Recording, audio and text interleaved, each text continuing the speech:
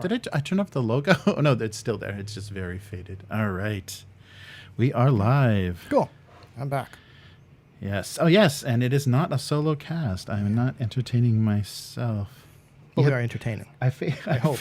I faded the opacity on that logo is almost like 5%. Yeah. Okay. Well, whatever. There's a watermark. We'll consider that a watermark. Now we know if anyone's pirating our video. Yes, exactly. This content anybody would want to go after. All right. Well, how's it going, everyone? We are back for another week, and it'll actually be a dialogue instead of a weird monologue, a creepy monologue about topics of the day. All right. So how have you been? How was the schedule? Are you past the deadline? Past the textbook deadline. Oh, good. Who knows when the next one's coming out? Yeah, that was all complicated by being the only designer and their work refusing to buy another one. Right. My partner having 3 or 4 days of severe, though apparently not serious, reactions to the second COVID jab. So I was taking care of myself. Then my kid caught that RS virus, whatever. So a deadline that can't be moved, having to drop my kid and pick him up from daycare, do all those kind of... Yeah, it was not fun. Yeah, anyway. Ouch. Yeah, and the weather's been weird, hot, and then rainy. And then and now it's boiling again. Yeah.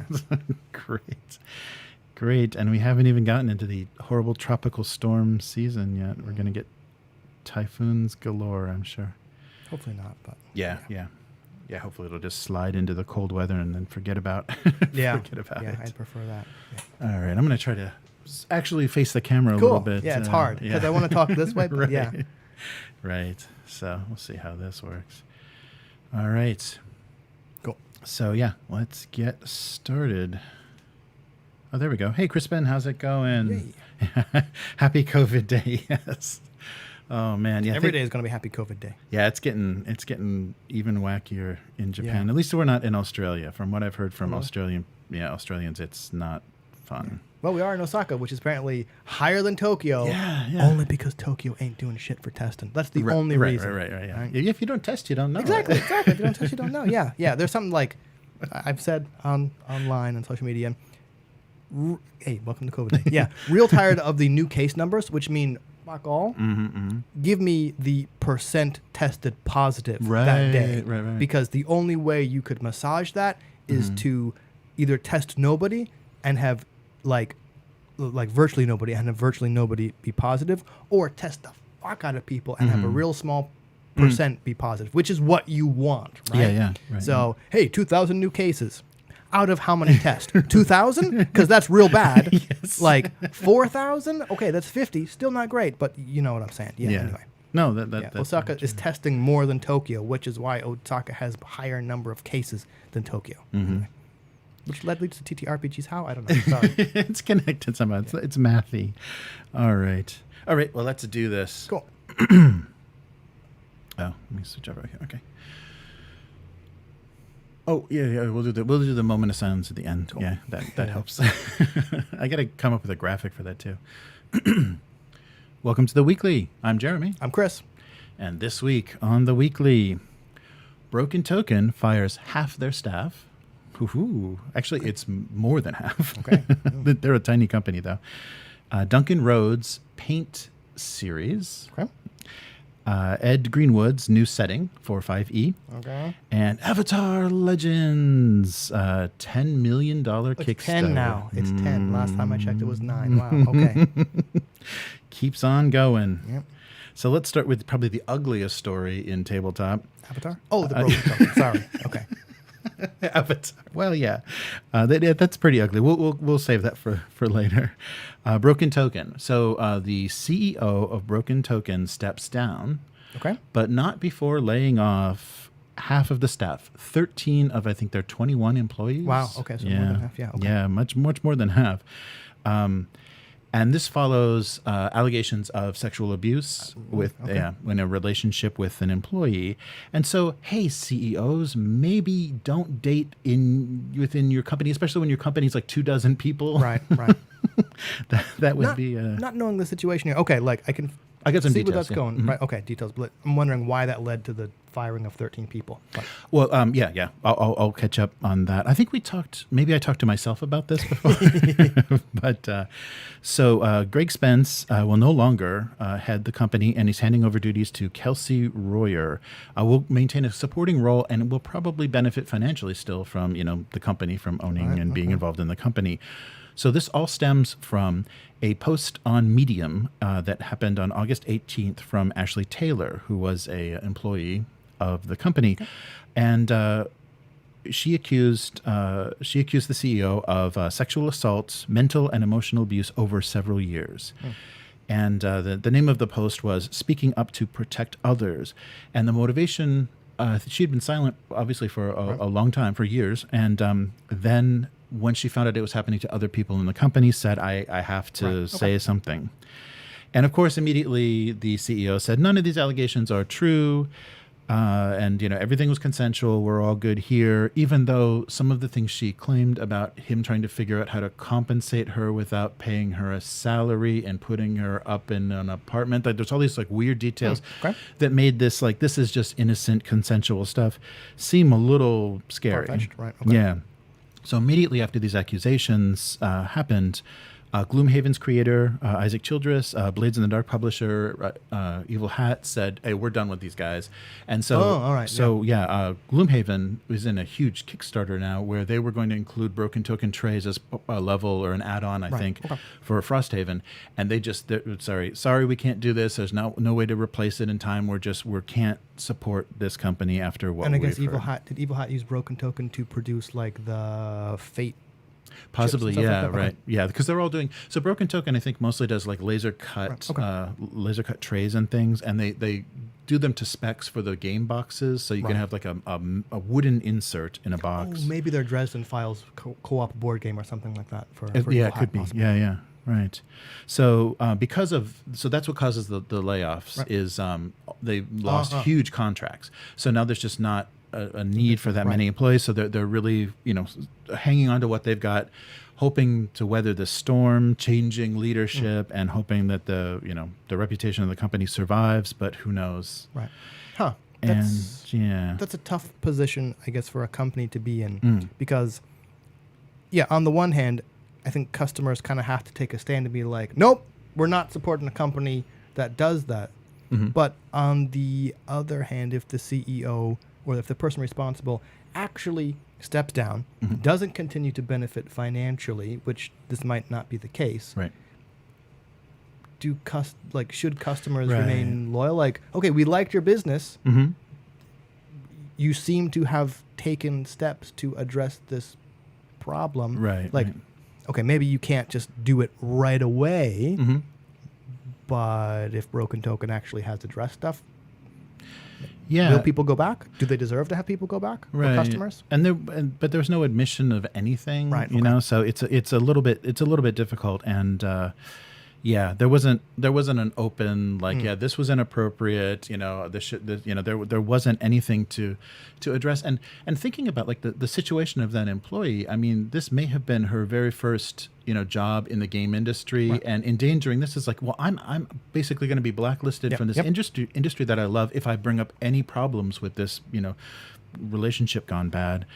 So it's a very very frustrating thing, and it's just don't do it. You have it's what did they call it in Japan, power abuse, power harassment, harassment. So always the positions of authority, you don't aim at employees, you shouldn't. That you can actually really affect their careers, and it's just that would.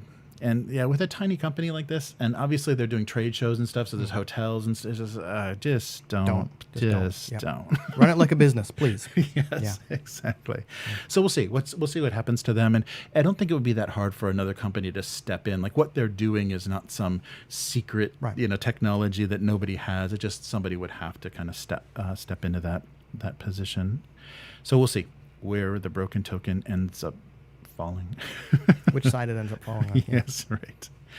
All right. But Warhammer master painter Duncan Rhodes. So I don't know if you remember on Warhammer TV, kind of the face of the painting tutorials was Duncan Rhodes. And I don't know the details or anything, but just kind of suddenly left in 2019. Perfect timing, like pre-pandemic. Right. Set up his own Duncan Rhodes Academy YouTube channel and started to do.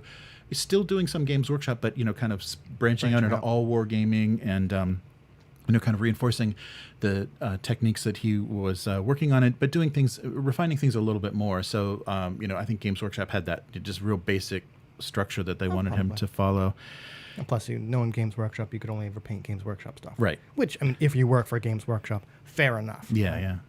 Yeah, and if you got it for free, then hey, why not? Yeah. Hey, Games Workshop employee with that massive 40 or 60% discount, it might as well have been free because that's where most of my paycheck went. It was payday, and I walked into the store with a whole bunch of new stuff and being like, that was bad. Anyway. And ramen noodles for nice. But a saying that he would always use in the tutorials is 2 thin coats is better than 1 thick coat, and that happens to be the name of his paint line. So in cooperation with another veteran of Games Workshop, they are working on a paint line which will include 60 colors, washes, and metallics. So we'll see what Roger Yates is the person that he's working with. So they founded and it's Transatlantic Games is who they're working with to produce the paints, so dropper bottles, and we'll see how that goes. So 6 metallics, 6 washes, and 48 color triads in 48 in 18 triads. Okay, cool. So they're going to do base light shade, coat light, highlight and shade. Yeah. So to kind of make it easier, maybe save them, makes it kind of like what Games Workshop does. They'll have these 3 colors kind of go together. Really? Okay. When you're doing reds or you're doing greens or whatever. I didn't know Games Workshop had done that. All I knew is with the last time, in a long time, I tried to purchase Games Workshop paint. I had no clue what I was looking at because there's there's base, then there's the technical paint, there's the wash or whatever. I'm looking at all these different paints going. Then I looked at the price and said, "Yeah, right. Yeah, I'm sorry, right?" So, I'm all for more and affordable, especially more affordable options of paint because $10 for about half the size of a dropper bottle is not cool. Yeah, it's really pricey. So we'll see. This is paints developed from scratch. So the pigment levels and everything are going to be kind of up to their tastes and their standards. So they're not putting a label on existing paints like something we heard about before. The prismatic paints that WizKids is doing are just rebranded Vallejo paints. And they've already planned a second wave of paints. So they're kind of assuming that this is going to do okay. And I think, based on his reputation or just his likability, I think people have, followed his career away from Games Workshop. So this is a Kickstarter. Kickstarter. Okay, fair enough. Well, I got to say, Kickstarter, I think that's kind of what Kickstarter is for, right? My feeling. Definitely. I would not, or we would not be able to make this thing otherwise. We think a lot of people would still like it, contribute to make it a reality, and I think that's pretty cool. And kind of like we were talking about before the cast, if you have a large, or if you've curated a large social media presence or audience, then that's taken a lot of work. And thankfully, people have kind of followed him to where he's gone to something new. And then you already have this base to work from to launch a new product. So, right. No, that's a good point. And if this is, like a tool specifically that, he's honing or at least giving his preferences on, it's going to it's going to give you some variety, as far as what's out there and what to choose. Yeah, and interesting going with dropper bottles when the paint pot is all that he used for. I'm not going to rag on GW anymore, but looking at the evolution of that paint pot from the old hexagonal flip top to then the round one to then the I'm sure I still have paints at my parents' place from that old hexagonal one that are still good. Right. Where that screw cap, you put that thing on wrong, it dried out in a day. Yeah. It's and also the couple times when you got an elbow wrong and you just lost all of your $10 paint. You're just where dropper bottles are the way to go. You're just oop, a drop came out. All right, I'm fine. Yeah. Yeah, that's true. Yeah, so take a look. We'll put a link in the description for the Too Thin Coats Kickstarter if you want to see what that paint range looks like and see what the prices are going to be. Yeah, I'm curious if they're going to be produced in the UK or where they're going to be produced. I'm not sure where the company they're working with is based, but that'll say a lot about the price too, how hard it's going to be to get. Right. So more on Kickstarter. This is a Kickstarter-heavy episode. Right. Ed Greenwood, the creator of Forgotten Realms, is coming out with a new setting. Okay. So this is a new campaign setting, which has already raised. So the numbers are just going to keep getting higher and higher. This Kickstarter has already raised $1 million, and I'll tell you why. I mean, it's pretty evident why. Greenwood? Yeah, and it's 5e? Yeah. Well, yeah, there you go. So, yeah, Ed Greenwood is working with Magpie Games, and they're kickstarting the world of Tanares. Tanares? I'm not sure how to pronounce that. I should have just watched the video, the introduction video. So, Tanares. And what they're doing with that, so the kind of theming of it is almost eldritch and dark fantasy to kind of give a variety. And so eldritch and alien themes are kind of throughout this entire setting. And so why would they have $1 million for this setting? Well, it has a lot to do with everyone that is working on this setting. So you not only have Ed Greenwood, who, creator of Forgotten Realms, but Bruce Nethsmith, who did the Ravenloft box, right. Amy Vorpal, who is working most recently on the Candlekeep Mysteries and Fizban's Treasury of Dragons. Skip Williams, one of the three main designers on 3E. Rich Redmond, Monster Manual 2, Demons and Demigods, like old classics. Anthony Pryor, who developed Scarred Land and has worked on everything from Battletech to Cthulhu. Rob Schwab, who has Shadows of the Demon Lord and Warhammer Fantasy. And Shane Helmsley, creator of Savage Worlds, and Jeff Grubb, Spelljammer, and lead on Dragonlance as well. So it's just like, a really nice selection of people, known names that have done things that people love. So, yeah, them collaborating all on one setting should be, interesting to see. Yeah. So there's your $1 million right there. And so they're trying to create a non-linear experience that will challenge even the most serious adventurers. And there's, of course, a sample on the page itself. I'll have to go look at this. Yeah, and they'll add 4 classes, Dragonblade, Madwalker, Elementalist, and Redeemer, and, of course, new mechanics for those classes. Because you got to have more classes. It's all frowning hard at that Madwalker. Yeah. Right? Well, yeah. I don't know. Angry Stomper? Well, maybe it is. If that's what it is, okay, cool. Yeah. The combination of alien themes with that Madwalker made me think you're just going to play a crazy person and probably poorly too. Yeah, I wonder. And powered by insanity. Madness, So I'm curious. I'm curious to take a look at this. The artwork looks nice. It's very thematic. I mean, I immediately got what they were trying to do from what they had artwork wise, and I'd be curious to take a look at their little kind of introductory. I'm actually going to have to go. I'll actually have to go look at this too. Not because I'm going to buy anything that's 5e related, because I'm kind of done with that. But if this is 5e compatible, I want to know if it's more of a, here's kind of a third-party setting for D&D 5e, or if it's more of a, here's a game that's mostly powered by 5e. Right, more like a Dark Sun setting, or even like, Spelljammer or whatever. Like, things that you changes it up enough that you're just I don't feel. Right. Part of that is because, like last episode, you're talking about classes and all the subclasses and races, and I just think for games where those things are packaged, that's the only way you can present new material.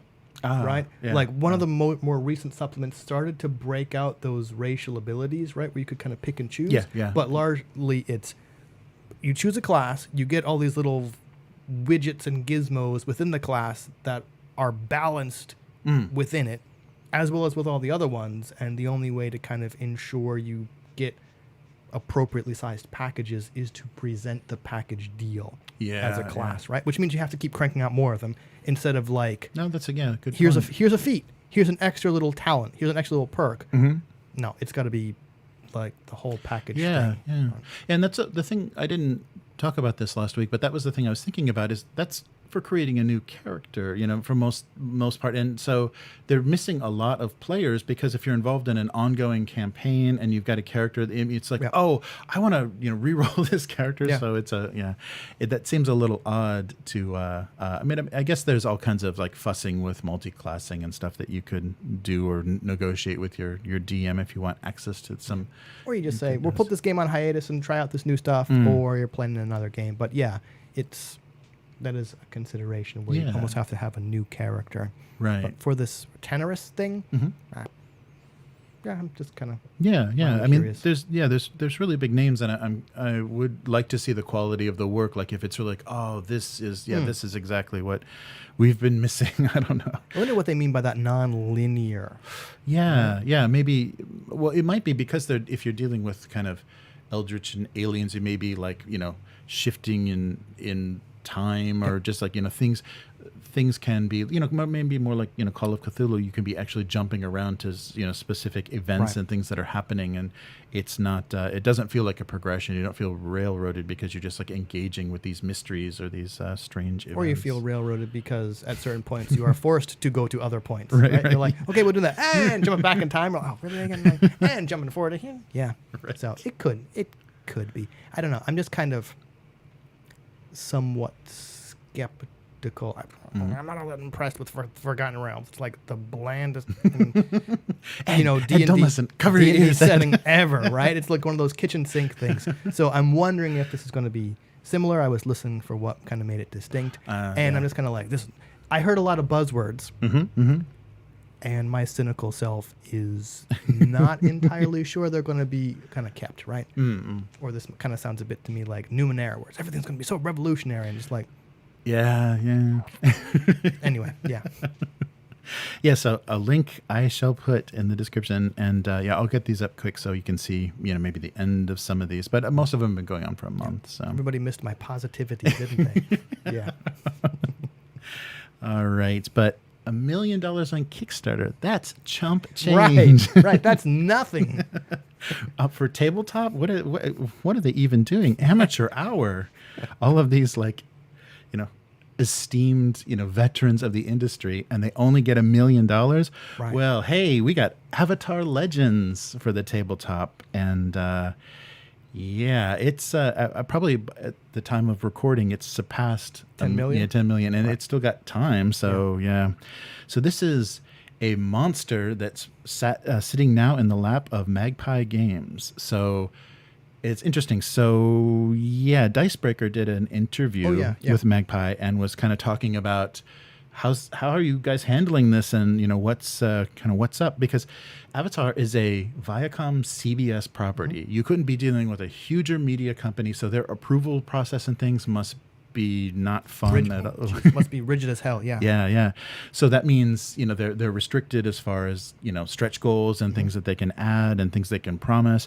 So they're really, really trying to overpromise it or underpromise. That's the thing that they're emphasizing. That originally, when they planned this crowdfunding project, 25 stretch goals. That's it, and we'll hit those at 3 million.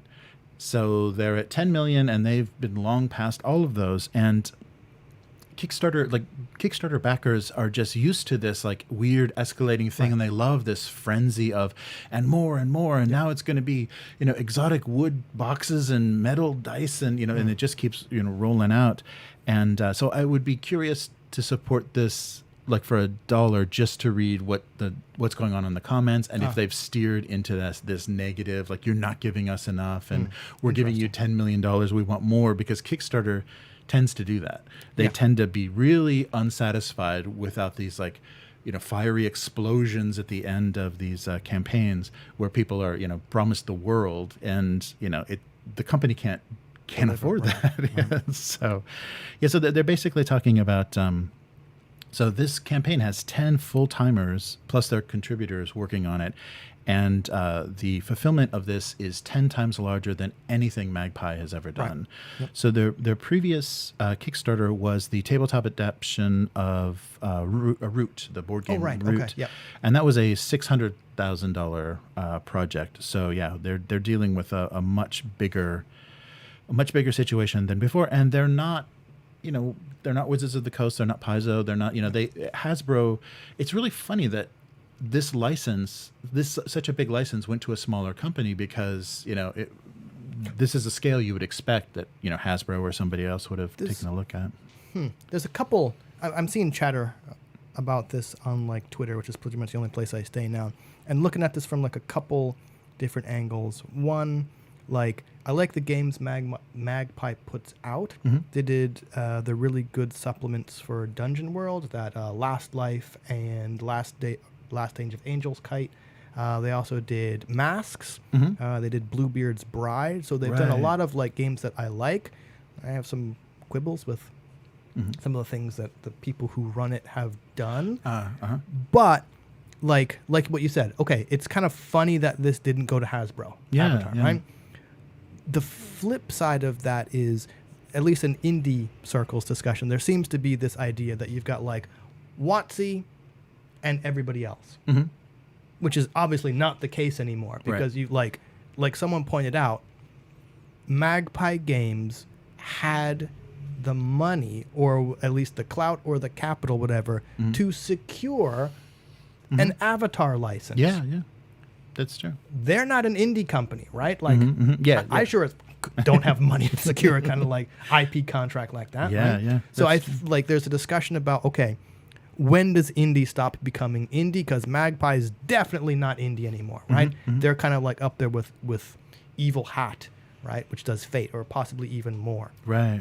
Then there was discussion about, okay, great, you've hit $10 million now. Something that wasn't brought up in that article, as far as I could see, was the pay rate that contributors are getting. Yeah. Right? Which is, I don't know if it's sketchy, but like someone else pointed out, okay, this is CBS Viacom.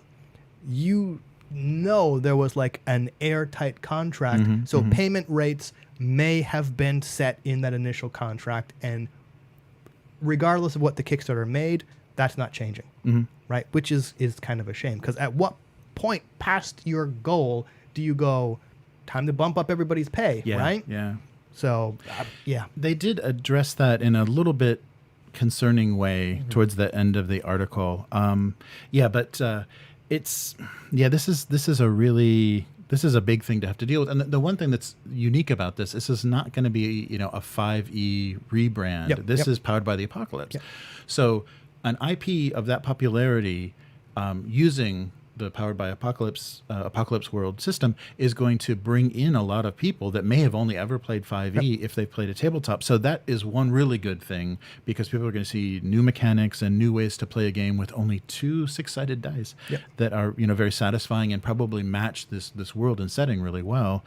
One would hope. Actually, that sounds like faint praise from Magpie. Like, I like all the other stuff they've done, and they've done amazing stuff with Dungeon World Masks and Bluebeard's Bride, like I said, all of which are PBTA games. So based on that, I have no reason to doubt that it won't match the Avatar world very well. I've watched 0 episodes of Avatar and Korra, which is also supposedly in here as well. Wow. That's why it's Legends. Like, I believe you have the different 3 or 4 different eras of play in this. But I don't know. Like, what I'm just like we talked about with like the Cortex Prime powered Dragon Prince of a show that, again, I couldn't get through. Like, that's not as big as Avatar, but that's another show with a large fan base with a game that is not D&D. Yeah. So I'm overwhelmingly happy to see something of this size potentially bring people in with a game that's not a fucking D20. Do you think there'll be some disappointment? Do you think some people will be like, this just isn't enough crunch, this isn't enough game for me?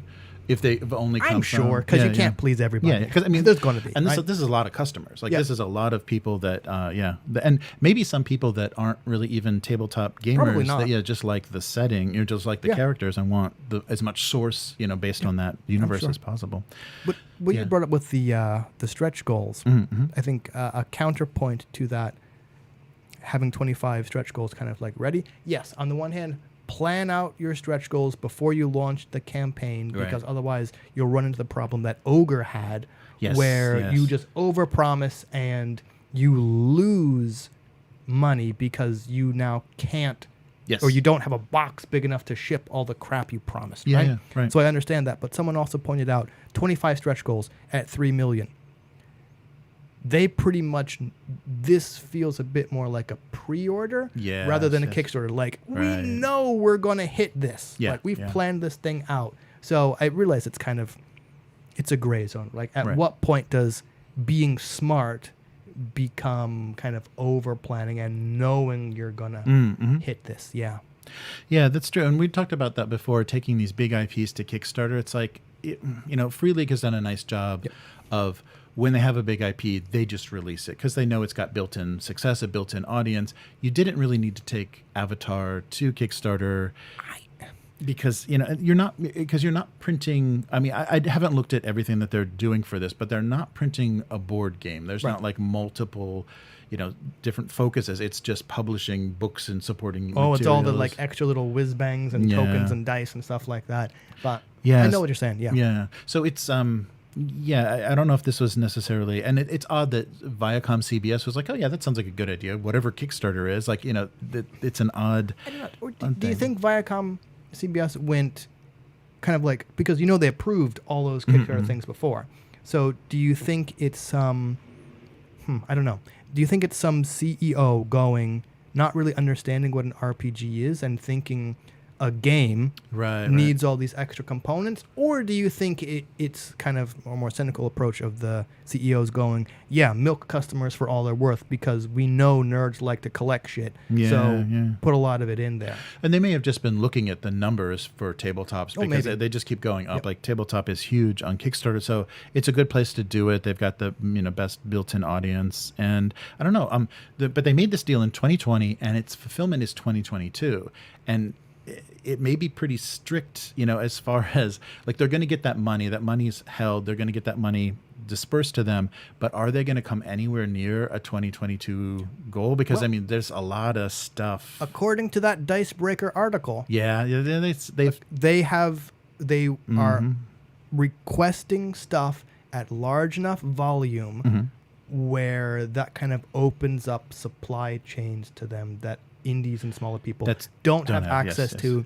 And while it's not a non-factor, according to that article, they've largely been able to absorb kind of any problems due to pandemic and shipping logistic problems. Yeah, because they definitely bragged of early logistical planning and upgrading to the distribution infrastructure and stuff. But stuff still happens. But stuff still happens. Yeah. But this is going to be like their biggest printing bill ever. They said it's like a 7-figure print job that they're going to be paying for, and hopefully they've got good enough relationships with all the people that are producing parts that nothing's going to fall through. But and they did also have to, and this happens inevitably with Kickstarters that are producing things with different manufacturers and having to put them together in a box. They're saying there's a tier where you're going to get some now, some later. Like, they have to break up the shipping into waves because it's just not going to work. And the thing I think they even admit is the biggest part of the success, the IP is strong and they advertise the hell out of it. So anybody, maybe people that never even backed a Kickstarter before know about Avatar, was interested in Avatar. So the thing you're talking about with compensation, so they're hitting 10 million and they probably, everything is, ironclad contracts. I'm sure they are all set, like how everything is going to go. They're saying labor justice is so central to our work that I think it's a little weird for us to proclaim that we're doing this thing, because it's something we shoot for every single day.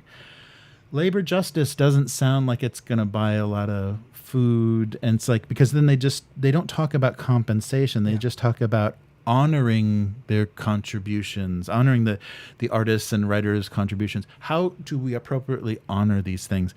And that does not sound like money, but it doesn't. And I think at the end of the article, they mentioned something along the lines of, like, they couldn't get any contributors to go on record to talk about what their compensation was, and that, for all we know, that's probably like NDA agreements or whatever, like that ironclad contract that they all signed. But I'm pretty sure one person said that they're currently possibly in like negotiations with Magpie to increase the compensation, and things are moving in a positive direction. Yeah, that was the only person. I'm hopeful for. That doesn't really mean all that much, right? Mm-hmm. And as someone who really believes that TTRPGs, people, creators, and should be paid more, and this you should be able to make a living out of this hobby, I would, if Magpie is able to do it, because of whatever contract they sign, and they might not be able to, if they're able to, it would be nice for them to go on record and say, hey, this did way beyond what we thought it would be. Yeah. Here's the amount increase we're paying our contributors, right? That would be nice. Yeah. I don't think it'll happen, but it would be nice. Yeah, and they said specifically they wanted to keep compensation out of their stretch goals, so it wasn't, so some indie people have done that where they say, yeah, we're going to give this much more to the writers and artists. So they've kept that out. So that, and I think it's just because you're dealing with CBS Viacom. Maybe, and they're in a different kind of a different level with what they're doing. So yeah, you're right. It's not indie anymore. It's not. And who knows? Like I'm sure Magpie's hand is just completely tied on a lot of this stuff, and everybody is saying as much as they are allowed to say without getting in trouble. Because if you're part of a project that just made $10 million, you sure as shit don't want to shoot yourself in the foot. Oh yeah, have some problems with the licensor. That would be bad. Or I was thinking more on an individual thing, like, hey, you're that guy that got kicked out of the Avatar team, right? Yeah, you don't want to be that. Yeah, that's true. Yeah. So they probably are trying to just protect this whole thing, but we'll see. I mean, we'll see if they can actually do this, because there's very different expectations. If you're going to take a big IP on a Kickstarter and have a huge result from it, still there's very different expectations, because they see $10 million and they're like, wow, you guys are rich now. They're not thinking, oh, that's 100,000 customers we have to fulfill to with this bizarre shipping situation that the world's going through right now. So their expenses and the way things are working, that's not a huge amount of money for what they have to deliver. So it's not going to, it's going to change maybe the reputation of the company, but it's probably not going to change their finances. Probably not, because most of the money probably is not going to Magpie, or it is only as a holding so they can print stuff. And like what 20% goes to Kickstarter, whatever their cut is. They're just they're loving that. I have no idea. But they are loving that. Yeah. So this is kind of a little bit opposite situation of the thing that I was talking about last week with the Blades in the Dark TV series. Yeah. So I was worried about people starting to mine tabletop for inspiration for television dramas or movies or whatever. But this is definitely the opposite of like shooting these big IPs. I mean, if Avatar is this big, imagine what a SpongeBob RPG would bring in. Maybe same company, CBS Viacom is gonna be like, hey, we got it all. But so it's an odd thing that we're seeing going on tabletop, invasion of these like real mainstream like uber popular properties that are using indie game systems. I'm curious to see what's going to happen with this. Like I said, I'm pleased that we're hopefully like one of the positives to hopefully come out of this is we start seeing the stranglehold that D&D has in terms of a system on the hobby start to crumble a little bit, right? Like now these other systems are kind of being elevated to the point where there's multiple viable ways to enter the hobby. No, that's true. I explained that very poorly, but you get what I'm saying. Yeah, and when the IP is big enough, I think we kind of touched on this previously. When IP is big enough, people aren't, what system is it? They're just like, I want to play the the Avatar game. So however you play that, give me the rule book. So they're not even going to know or care. Okay, this is the dice we use. These are the rules we use. That's the Avatar game. So that'll be an interesting way to kind of diversify what people are doing on tabletop, but I don't know if it's a good thing. We'll just have to wait and see. So this will be fun to follow, and I am really tempted to put $1 in just to watch the shit show if they fail. The comments. If they fail the fulfillment and just watch, because Kickstarters get vicious. People are just all over the place, because all of a sudden there's all these like experts on offset printing, and actually here's a GPS map of the shipping routes, and you get people doing crazy stuff just to disrupt. Who I'm sure have also only kicked in $1. They got that $1 just to disrupt. So we'll see. And this also influences maybe people's kind of view or affects the reputation of the IP as well. So if this goes really well, everyone's happy with the game, everyone's it gets fulfilled, it may grow that brand, and we may see, or we're already going to see like a live action series or something. Netflix, I think, is doing something, but so it may be good. But if this goes really, really poorly and a lot of people feel burned, it could hurt future graphic novels or future projects. So you don't know what. Kickstarter has it's just a really weird dynamic, and I think it works better at smaller scale. I mean, the company loves these big scale projects, but I think it does. Yeah, it works better at a smaller scale. So we'll see where all this goes. So that's it for the Kickstarter episode. That was a little bit too much of that, but just a lot of and so obviously people are seeing these numbers now and be like, maybe we should put something out. I'm sure, and there's people putting stuff together. I'm still surprised we're not even out of the pandemic. No, we're not. We're not going to be anytime soon either. Yeah, and people are still pushing so hard for this kind of stuff that's really reliant on the global market and global manufacturing and everything to support this. It's just I don't know. It's really surprising how hard these companies are pushing at this time. But good for Powered by the Apocalypse. I'm happy to see that. Cool. So that's it for this week. So where can people find you? On Twitter, as always, Hivemynd, HYVEMYND, where I've compressed the Card Hammer game into Avalon Hill style 1 inch by 1 inch tokens. Really? Oh, wow. So we'll see how that works out. Right? Nice. Yeah. So do you need like a jeweler's loop to read the stats? I actually printed them out, and we're both marginally old. I'm still pretty happy at how clear the information is at 1 inch by inch. But where's that epic art going to go? On it's off. It's off. Right. Like that's what it is. It's just like a little icon thing. Right. Nice. Cool. Nice. Yeah, I think that's a good move though, and I think that makes like a a print and play or even that's what I'm thinking. Yeah. Or I'm looking at Game Crafter again because tokens and chits are real cheap to produce. Nice. It's like the boards and the box that pushed the price up. But anyway. Oh, very cool. So how about you? So I do a weekly single panel gag cartoon that I live stream. So Abuse Cartoons on Twitch and YouTube, same places you're finding us now. And and if you'd like to support what's going on with Upturned Table, please visit upturntable.com for everything that we're working on. And you can become a weakling and support this show by going to patreon.com/upturntable. And something that's available exclusively on Patreon at the moment that may, depending on how things go, may become a regular series on the YouTube channel is I did audio fiction the same way that I produced the lore series. Okay. I'm doing audio fiction of all of the Dark Eden fiction that's in the Warzone books. Yeah, nice. So the Warzone books has some really nice kind of immersive fiction that they use to give you the setting and also the relationships between the tribes.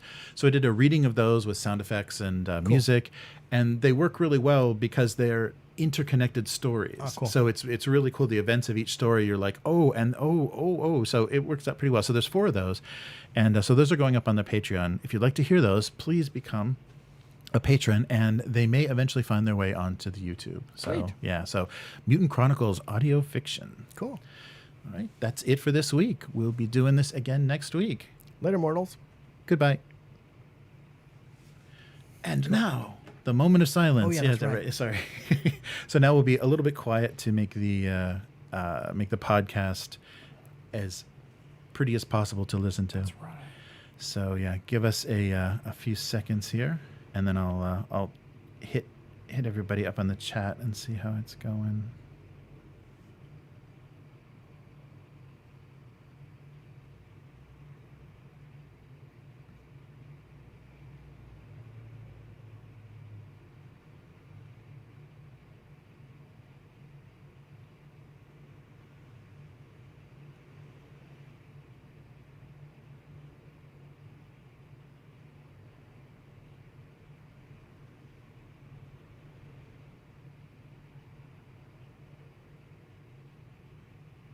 All right, there we go.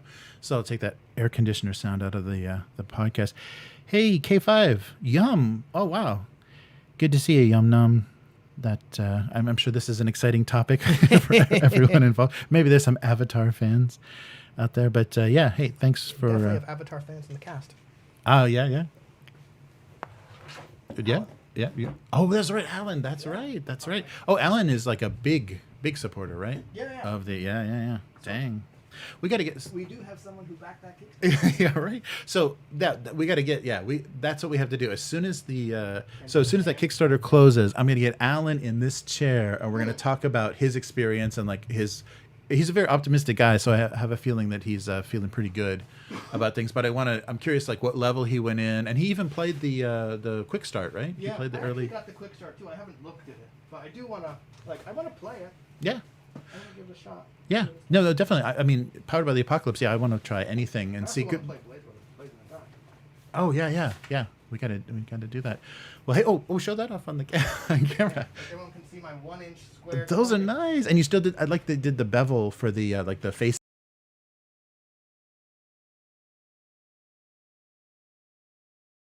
It works great. Yeah, and it's not too small at all. That's great. Wow. Yeah, I got to see these as actually produced. Nice. All right, I gotta run. All right. What? See you, Chris. Thank you so much. Thanks so much. I'll see you sometime. Yes. So hopefully see you again soon. Okay. Bye, Jeremy. Bye-bye. All right. So thanks, everyone. Don't end. 12-hour stream. K5, what are you trying to do? All right. So it's me again, alone. Yeah, so Chris has to get back to work. That's why this is the lunch cast. Nice.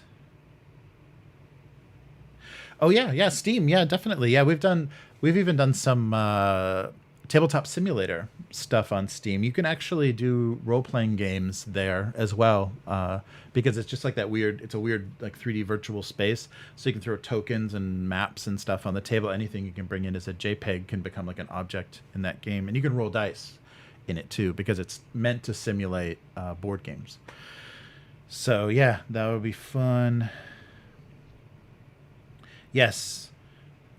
A real stream, a 12-hour stream. Maybe not this week, but yeah, we should definitely try to do that. I got to talk Chris into doing that once things calm down schedule-wise and sick-wise and everyone's so we're really delayed here, so everyone's still like getting their second vaccine and everything. So there's a lot of people feeling pretty miserable right now because they got their second dose. So yeah. A lot of spouses of people I know here are having that fun. Nice. Oh, nice.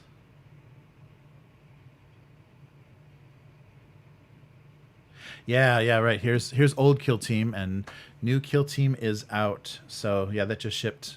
It just showed up last week in Japan, so we'll see how that goes. I'm curious about the differences, and maybe I'll do a comparison of the new and old set, so we can see what they did. But the terrain in here was amazing, but it was produced in China, so we'll see if that continues the trend. Nice. Hey Joe, how's it going? Joe with the wrench shows up. Very cool. Nice. Oh wow. Oh, Crispin, that sounds awesome. Nice. Sorry, just catching up on the chat.